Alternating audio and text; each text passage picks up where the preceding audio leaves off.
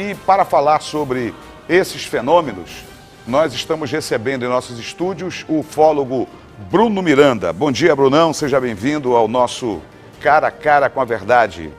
Muito bom dia, Nonato. Bom dia a todos os telespectadores. É um prazer estar no seu programa e estamos aqui prontos a responder as suas perguntas. Você já foi abduzido?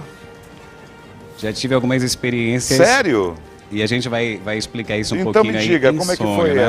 essa Bom, operação? Existem alguns tipos de fenômenos que vêm ocorrendo desde 1947, né? Que o mais famoso caso que ficou conhecido foi o evento de Roosevelt, quando nós tivemos aí um disco, um suposto disco voador caindo na área de Roosevelt nos Estados Unidos. E isso aí explodiu para o mundo inteiro.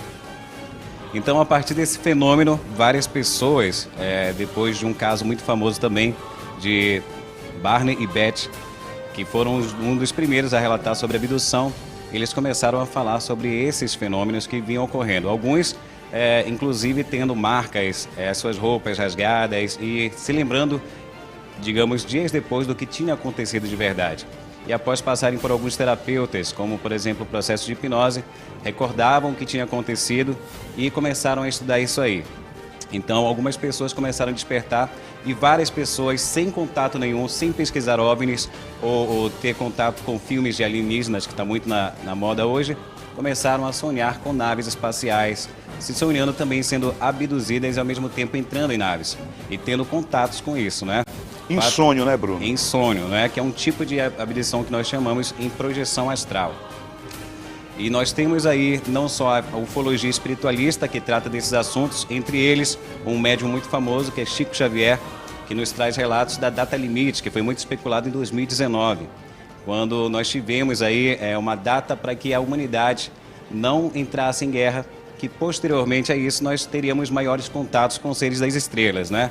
E esses contatos, que a gente está colocando algumas imagens aí para você, já saiu em vários jornais, né? Várias reportagens, inclusive o mais recente, o Pentágono e forças militares americanas trouxeram à tona documentos, mais de 1.500 documentos que eram confidenciais que foram abertos.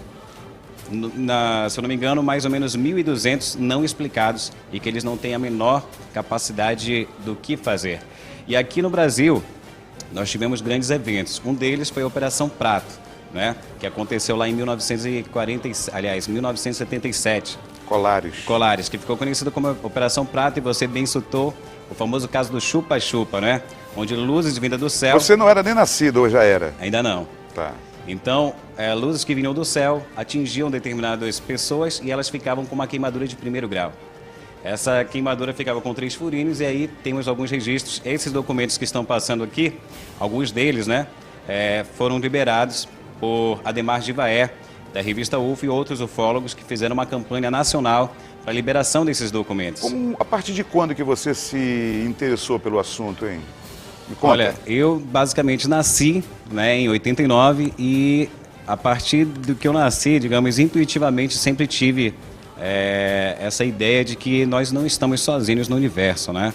E hoje, pela própria repercussão da mídia, todo mundo tem um telefone em mãos, a gente consegue ver diversos fenômenos que não são explicados, né? Um dos maiores casos que eu gostaria de relatar para você, não só na Amazônia, mas no Brasil em si, foi a Noite dos OVNIs. Eu não sei se você sabe desse caso, em que 21 OVNIs apareceram no nosso espaço aéreo brasileiro e foram acionados as unidades de São Paulo, né, Brasília e Rio de Janeiro. Por que não há um contato mais direto com os humanos? Nós poderíamos dizer que não existe o contato, entre aspas, direto, porque o ser humano ele ainda é muito primitivo. Essas inteligências se manifestam através dos agroglifos, por exemplo, esses círculos nas plantações que nós vemos, dando pequenas mensagens. E essas mensagens que nós recebemos, inclusive as próprias aparições já nos dizem que eles estão aí. Só que as pessoas não têm esse contato porque a primeira iniciativa do ser humano, se um ser desse aparecia, seria matar. É interessante que você perguntou sobre isso, porque todas as informações, inclusive do cinema, todo esse espaço aéreo que é invadido no Brasil por relatos verdadeiros das forças militares, é sempre como uma invasão e eles sempre são vistos como inimigos, não é? Então por que eles iriam se mostrar se o primeiro fato que nós teríamos é atirar? Mas as Então, tuas pesquisas, elas mostram que existem esses alienígenas desses filmes de terror? Eles existem? existem, mas, digamos, a gente tem uma outra conotação, né? Hoje, ufologia é o estudo basicamente dos fenômenos que não são explicados, né? O termo OVNI, que é mais americano, ele ficou expandido, muita gente conheceu, é um fato hoje, diversos documentos estão aí para mostrar, só que hoje nós falamos em exoconsciência, que é o termo que nós estamos trazendo para o primeiro encontro de contatados e abduzidos que vai acontecer aqui em Belém. Quando vai ser? Vai ser agora dia 4 de junho, né? E posteriormente teremos um outro evento nos dias 12 e 3 de julho, trazendo ufólogos e palestrantes de fora. Eu queria te fazer uma pergunta. Por que essas aparições de OVNIs, elas se deram exatamente ali no período de 60, 65, 68, 69 até 70 e depois desapareceram? Não se fala mais. Não desapareceram. Existem muitos relatos ainda, mas nós estávamos vindo de um período pós-guerra, né? Em que ainda estava naquela iminência da Guerra Fria, onde as potências nucleares, tanto a União Soviética quanto os Estados Unidos, ainda detinham esses poderes. E no período de guerra foi avistado muito, né, esses fenômenos que começaram a se espalhar pelo mundo. E mais isso, tem algumas teorias da conspiração que falam que os governos mantêm contato com essas inteligências e, inclusive, algumas trocando o poderio militar. Existe isso? Eu não posso te afirmar que existe, né? Muitas teorias relatam sobre isso, né?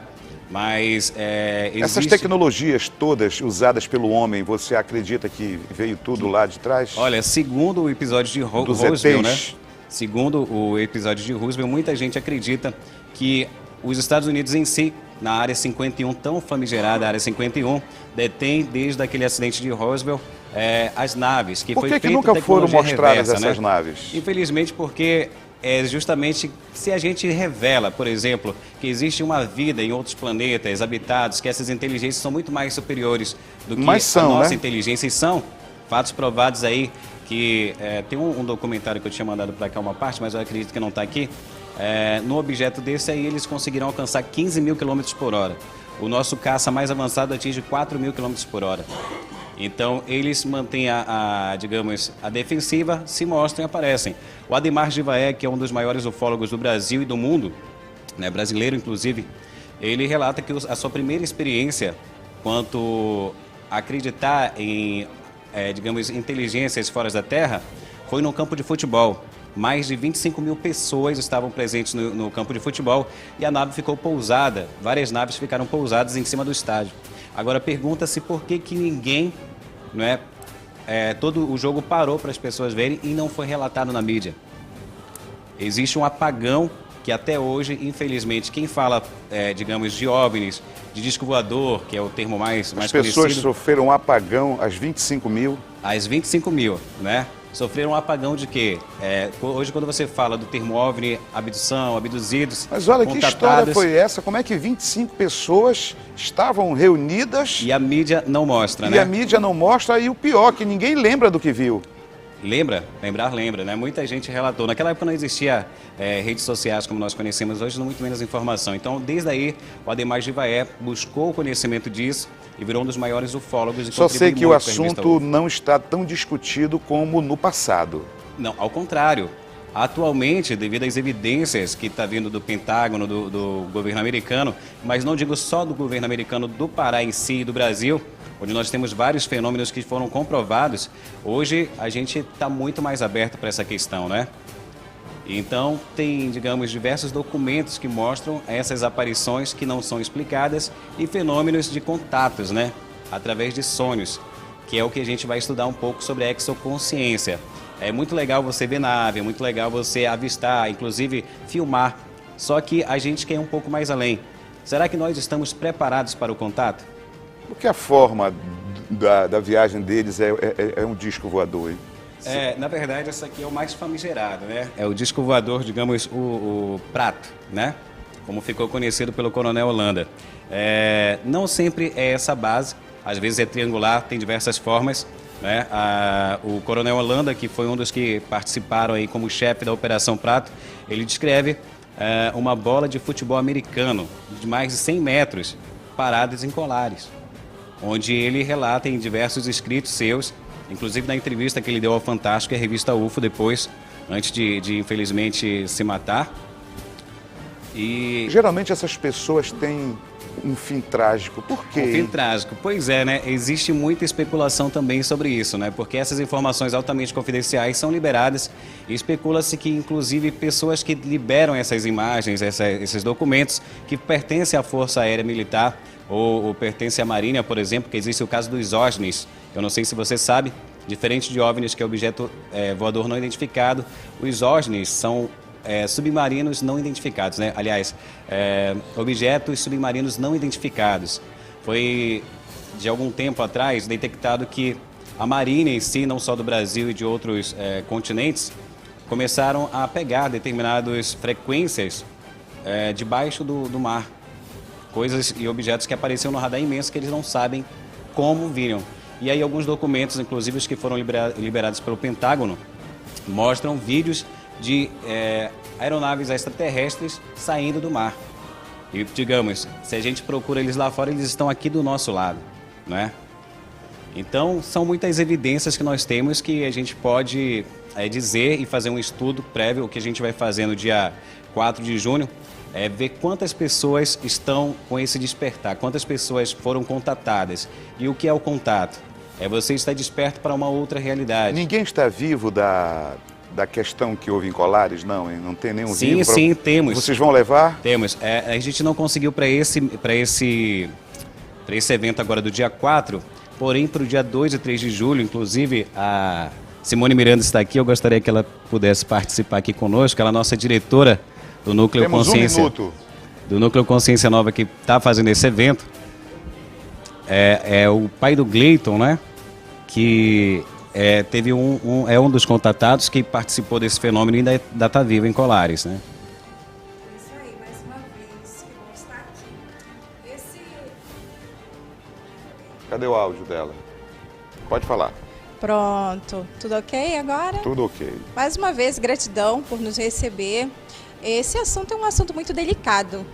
Porém, Já fostes abduzida? Sim, Olha, sim, em Colares. só que não dá tempo da gente contar essa história, mas Não por favor, tem problema, conclua o seu pensamento. vai no evento. Não, vai da próxima vez que a gente vai voltar a falar desse assunto. Sim.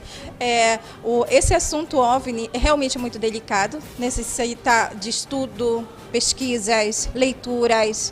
Então não é uma coisa para se falar em 1 minuto, como você mesmo disse. Não. Mas a gente já deixa aqui a vontade de conhecer.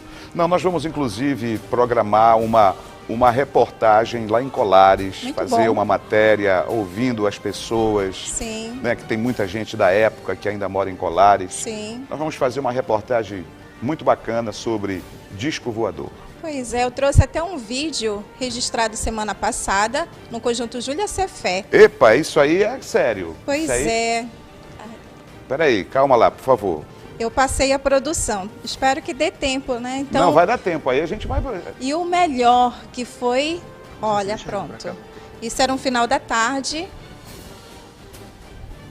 Foi o meu filho mais velho que registrou, alguém que não acreditava de forma nenhuma até ele avistar algo diferente no céu.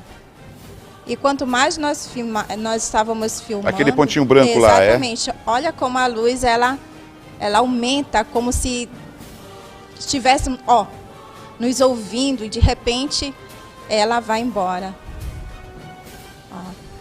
Aí, ó. A esfera. Precisamos finalizar. Sim. A gente já fica com as cenas para os próximos capítulos deste assunto. Que bom. Obrigado, Bruno. Obrigado você. Boa Gratidão. sorte, saúde. Obrigado, Nonato. Para você de casa também.